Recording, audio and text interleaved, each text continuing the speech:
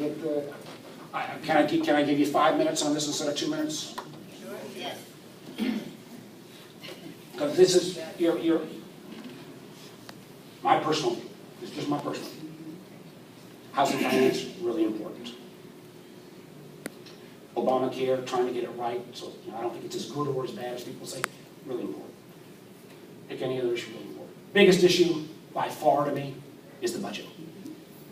Till you get the country's balance sheet right, we are not going to have the recovery. And quite honestly, with all due respect to President Obama or Governor Romney, neither one of them put enough emphasis on fixing the budget. And getting the budget fixed would do more for job creation than any single program any politician's talking about. And what makes me so damn darn mad is that it shouldn't be this darn hard. We're 17 trillion in debt. We go up $4 billion a day. People are saying in Washington, oh gosh, the economy's coming back, the deficit's going down. The great news is, yes, we're only $640 billion this year in debt. Who wants to say that's a hallelujah number? Again, how did we get here? I'm going to do this really quickly because it can, and I will answer the question. But people will say, well, it's Obama's fault, it's Bush's fault. It's both political parties' fault. It's all of our fault. Because we all like to listen to politicians say, I'm going to cut your taxes, but I'm going to spend more money. And that's what we've been doing. You know, how did it get so bad? Because some of us are saying, well, I remember back 99, 2000, we were running surpluses. 2001, running surplus, we were on an annual basis. How did it get so much worse in the last 13 years? It's pretty simple, and both parties had something to do with it. Here's what we did as a business. Like any business, you got a balance sheet. You got your revenues and you got your spending. On the revenue side, we cut taxes $4.5 trillion over 10 years. $4.5 trillion. Everybody's talking, hallelujah, biggest tax cut ever. Amazing thing is we could have gotten away with that if on the spending side we hadn't done 5 things. 1, we doubled defense spending after 9/11. 2, we created a whole new category of spending called Homeland Security. Use this line all the time. It takes a lot of money to take your shoes off at the airport. 3 is, and this was unprecedented, we went to war not once but twice entirely on the credit card. You know, I was not a big fan of Richard Nixon, but at least when we went to war in Vietnam, the American people paid for the war. These wars we went to war on, only we asked the people in the military to do their service. Everybody else, forget about it, which would be on the credit card. 4th thing we did, we actually expanded entitlement programs. You're talking about Obamacare. We did another entitlement program, again, very popular, bipartisan under President Bush and the Democrats in Congress. You know, we looked at our parents and grandparents, said they're expensive to, you know, get prescription drugs, so we created Medicare Part D. Good program. It's actually coming at less cost. So it's only a couple $2 trillion, but we didn't pay for a dime of it.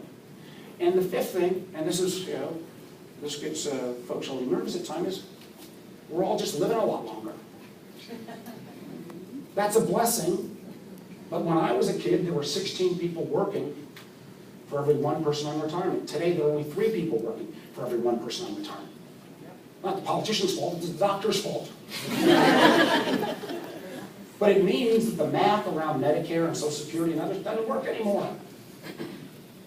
You know, so what we need to do, and what makes me, I'd love to take you around, even around Virginia, all of you, because you know the reality of sequestration.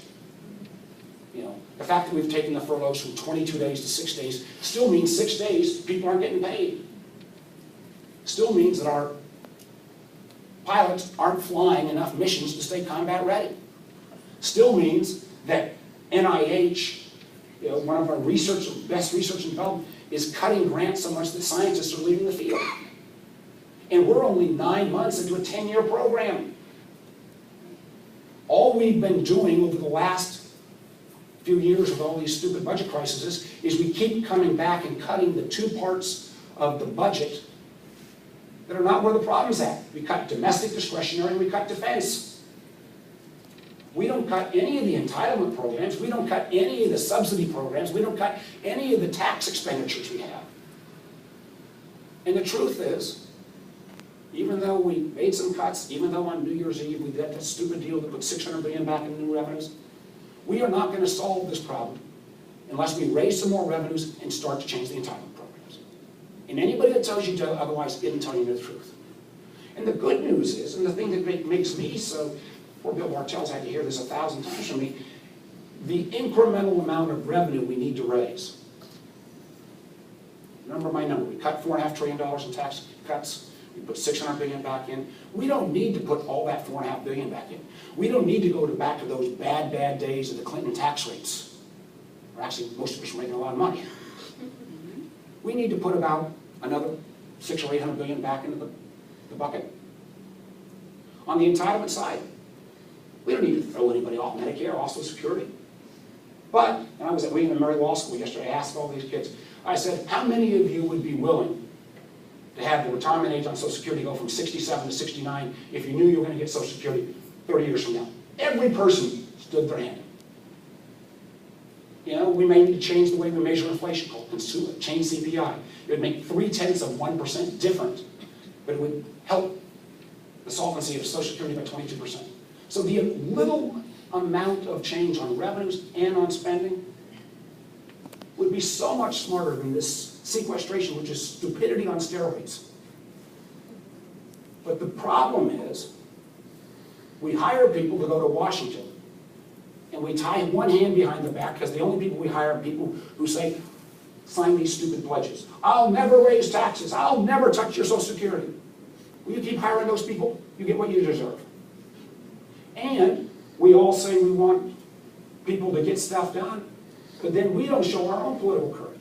You know, I get myself, you know, I'm a Democrat, but I get trouble with my team all the time, because I go out and say, you know, if we want to fix this stuff, if you're a Democrat, go find a Republican who's willing to do additional revenues and support them. If you're a Republican, go find a Democrat who's willing to be honest about entitlement and support them. Until we can reinforce with our votes and our actions the kind of results we want, we're going to end up with the stuff we got right now. And what is so disheartening to me, and I was yesterday over with this veterans clinic, and I'm doing a lot of stuff with veterans. I see these young men and women coming back with, you know, physical wounds, but also enormous mental health issues.